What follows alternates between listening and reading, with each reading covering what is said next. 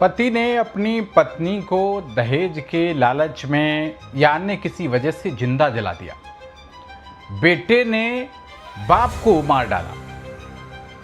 पत्नी ने अपने पति की अवैध संबंधों की वजह से हत्या कर दी। मां ने बेटे को मार डाला, बेटे ने मां को मार डाला। ऐसे तमाम जब आप इस तरीके के किस्से और घटनाएं सुनते हैं तो अनायास ही एक मन से बात निकलती है कि अरे कलयुग आ गया है, कलयुग की वजह से ऐसा हो रहा है, कलयुग आ गया है, इस वजह से ये तमाम इस तरीके के गलत कार्यों की बाढ़ सी आ गई। तो क्या वाकई में ये सब कलयुग की वजह से हो रहा है?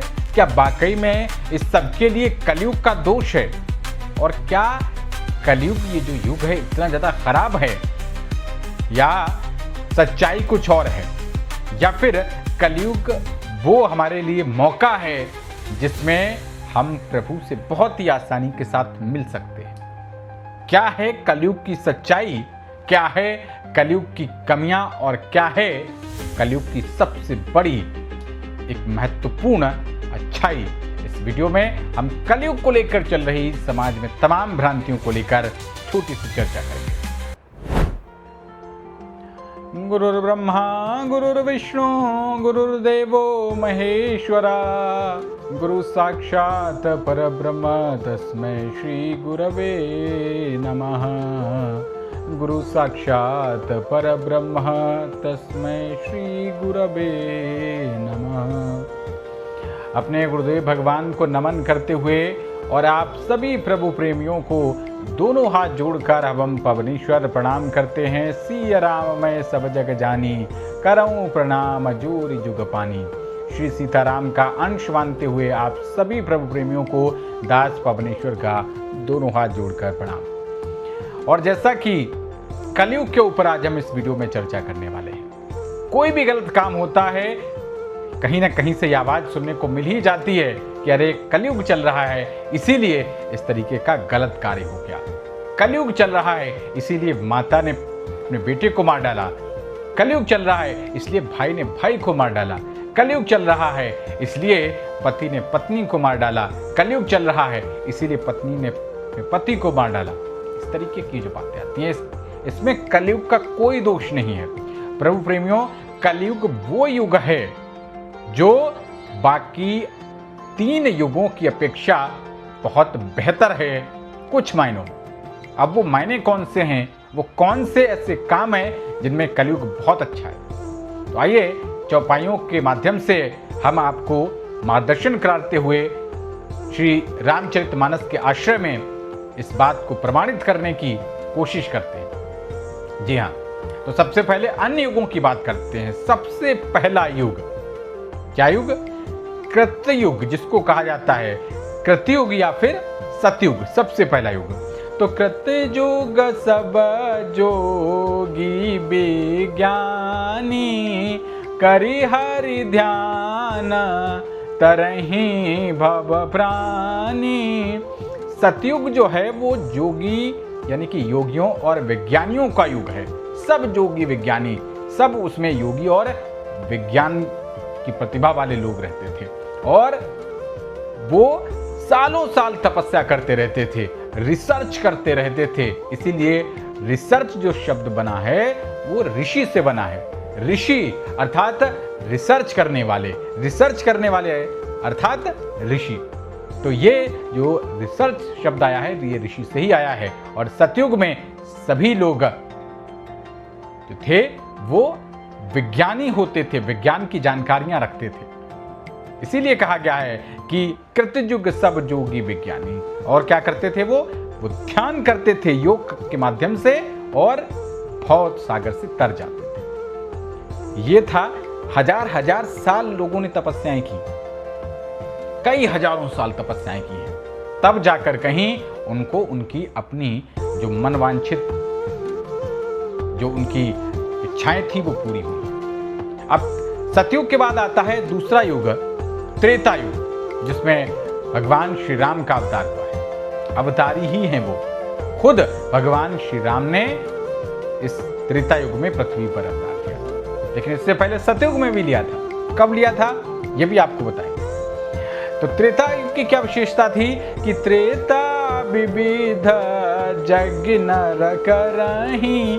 त्रेता युग में कुछ पाना होता था तो उसके लिए यज्ञ अर्थात यज्ञ किया जाता था। जब दशरथ महाराज को भगवान श्री राम के जो पिताश्री हैं उनको पुत्र रत्न की प्राप्ति नहीं हो रही थी, आंगन सूना पड़ा था, तब उन्होंने क्या किया था, पुत्र कामेष्टि यज्ञ। याद आ जाएगा, ये प्रमाणित करता है कि त्रेता युग में यज्ञ किया जाता था और यज्ञ से अपनी तमाम जो मनोकामनाएं होती थी उनको पूरा कर लिया जाता था। ये था त्रेता युग का। तो त्रेता विविध यज्ञ नर करहीं, प्रभु ही समर्पी कर्म भव तरही। तो भव से पार हो जाते थे, भवसागर से पार हो जाते थे अपने कार्यों को प्रभु को समर्पित करके, क्या करके, यज्ञ करके। ये था दूसरे युग त्रेता युग का सबसे बड़ा महत्व। तीसरा युग आता है द्वापर युग, जिसमें भगवान श्री कृष्ण का अवतार हुआ। तो द्वापर करी रघुपति पद पूजा।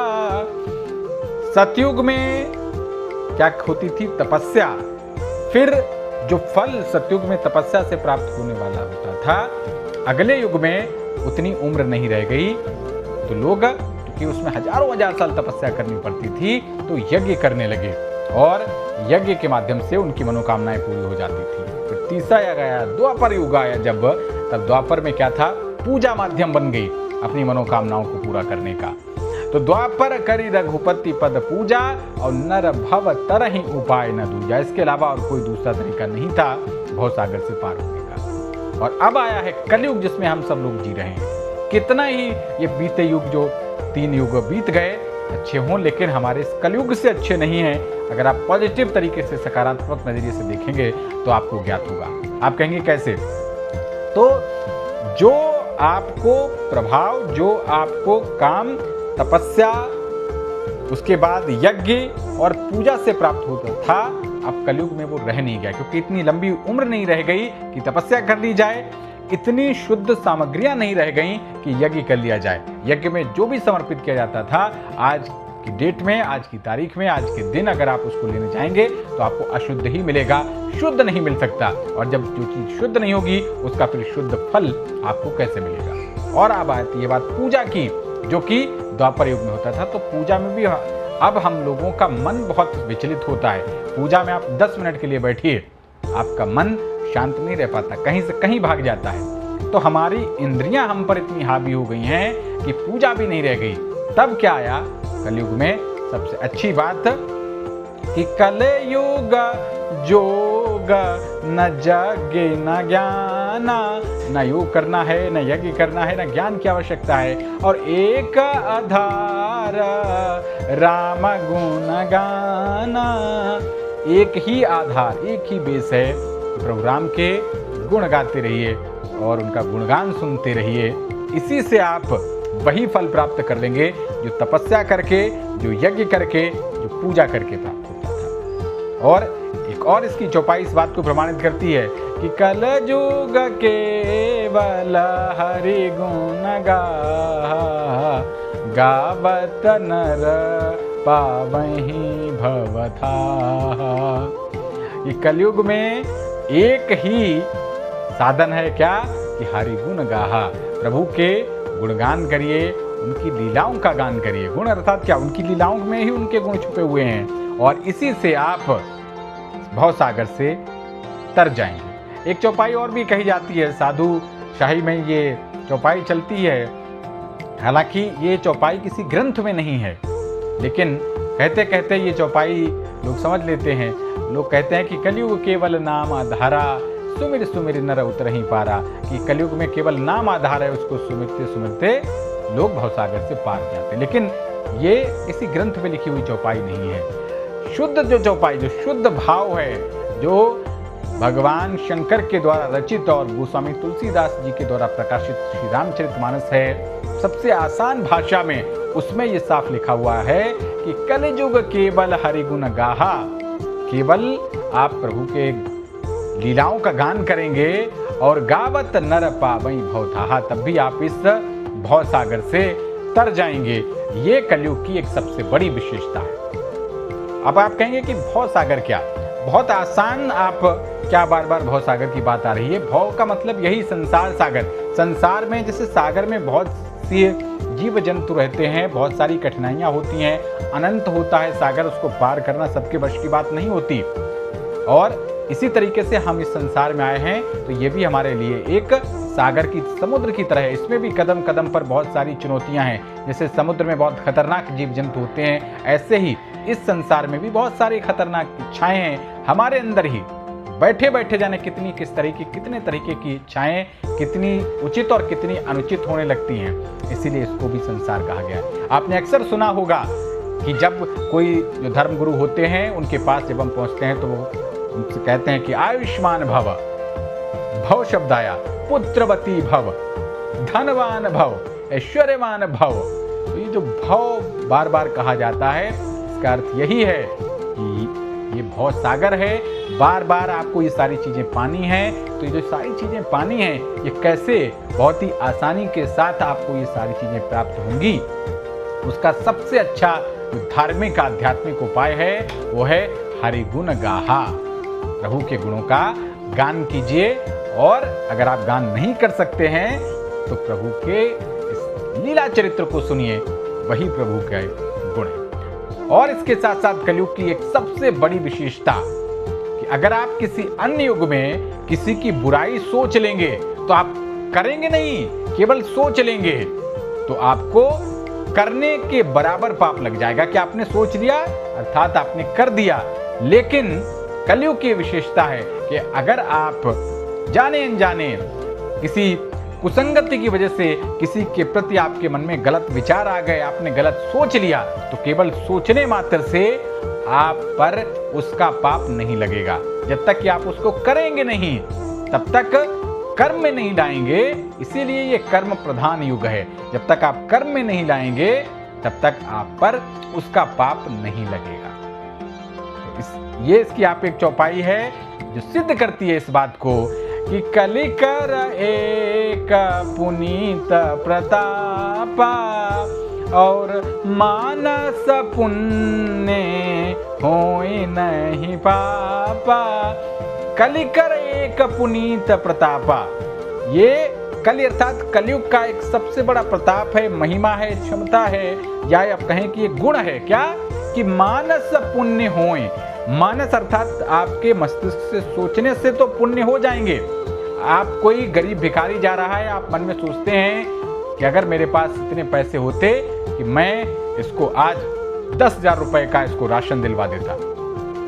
आपने सोच लिया, लेकिन सोचने भर से ही आपने पुण्य अर्जित कर लिया कि आप वास्तव में 10,000 रुपए का आप उसको राशन दिलवा देते। ये सबसे बड़ी विशेषता है कलयुग की, बहुत बड़ी अच्छाई है ये प्रभु प्रेमियों। और मानस पुण्य होए, मन में सोचने से पुण्य तो हो जाएंगे लेकिन होए नहीं पापा। लेकिन अगर आप किसी को के बारे में कोई गलत चीज सोचेंगे तो उसका पाप आपके ऊपर नहीं लगेगा। ये किसी और युग में ऐसी विशेषता नहीं थी, लेकिन ये विशेषता कलयुग में है। इतनी बड़ी बात, तपस्या, यज्ञ, पूजा, इनको सबको करने से जो फल प्राप्त होता है इस कलयुग में वो केवल प्रभु की कथा सुन लेने से प्राप्त हो जाता है, प्रभु के गुण गाने से हो जाता है। और इससे पहले की वीडियो में मैंने आपको बताया भी था कि कलयुग कितना ज्यादा प्रभावशाली है। कलयुग की बुराइयां भी कुछ हैं। कलयुग 5 चीजों में बसता है। अगर आप इन 5 चीजों से दूर रहेंगे तो आप कलयुग के प्रभाव से भी दूर रहेंगे। सबसे पहले क्या? सबसे पहले मदिरा।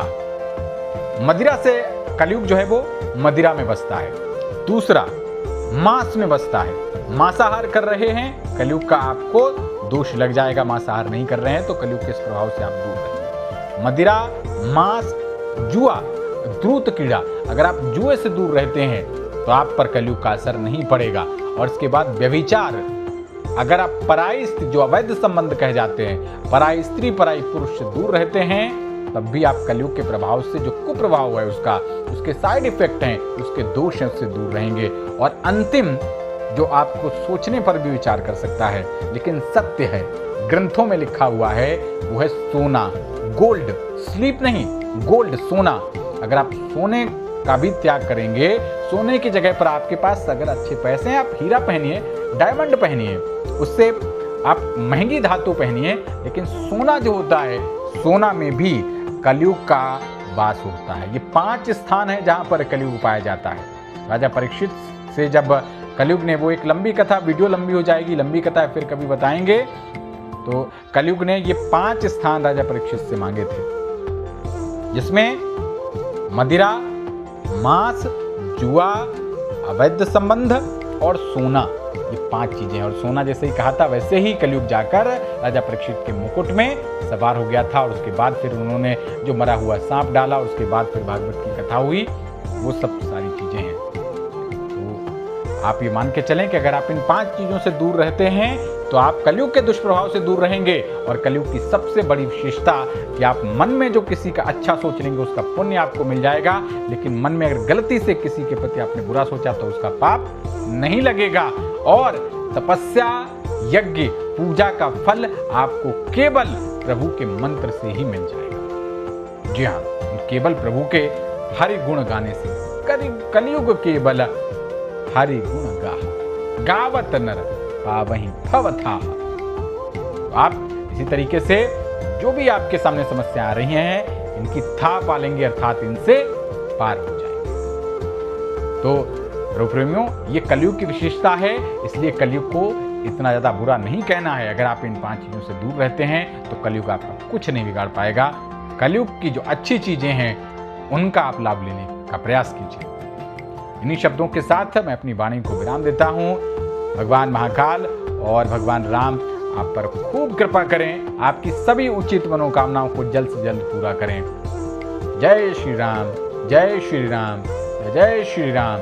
हर हर महादेव, हर हर महादेव, हर हर महादेव। जय सिया राम।